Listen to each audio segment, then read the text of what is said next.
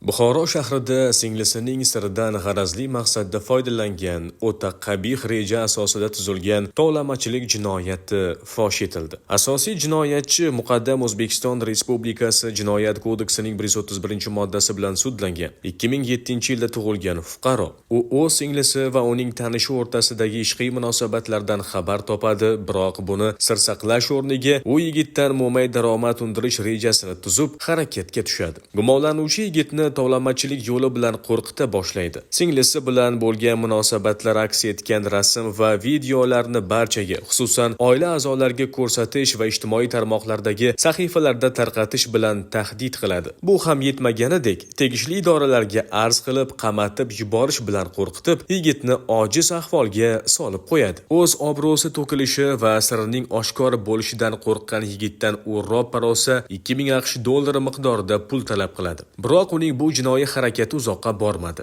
2026-yilning 2-iyun kuni Buxoro shahridagi Buxara City majmuasidagi ko'p qavatli uy oldida tezkor tadbir o'tkazildi. Tadbir davomida Buxoro viloyat ichki ishlar boshqarmasi, tezkor qidiruv xizmati, jinoyat qidiruv boshqarmasi, korrupsiya va iqtisodiy jinoyatlarga qarshi kurashish bo'limi xodimlari tomonidan gumonlanuvchi talab qilingan $2000 olayotgan vaqtida ashyoviy dalillar bilan qo'lga olindi. Hozirda holat yuzasidan O'zbekiston Respublikasi Jinoyat kodeksining 165-moddasi 1-qismi bilan jinoyat ishi qo'zg'atilib, dastlabki tergov harakatlari olib borilmoqda.